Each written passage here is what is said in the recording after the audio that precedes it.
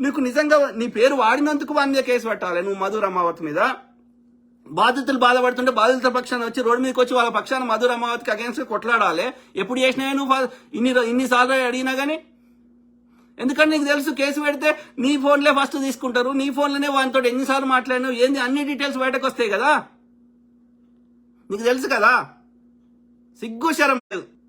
So ఆలోచించండి మిత్రులు, దయచేసి ఆలోచించండి, ఎవరి సత్యలత ఏందో ఒకటి ఆలోచించండి.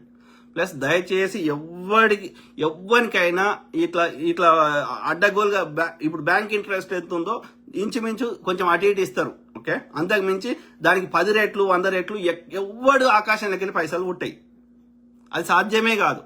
Too good to be true అంటే అతిగా ఇది నమ్మశక్యం లేకుండా ఆ యొక్క ప్రాఫిట్స్ వస్తాయి ఇట్లా పెట్టగానే అట్లా వస్తాయి అని ఎవ్వడు చెప్పినా అది మోసమే. నీకు కొన్ని రోజులు నమ్మించడానికి వాడు వడ్డీ ఇస్తాడు, ఎందుకంటే ఈయన కొంతమందికి ఇస్తే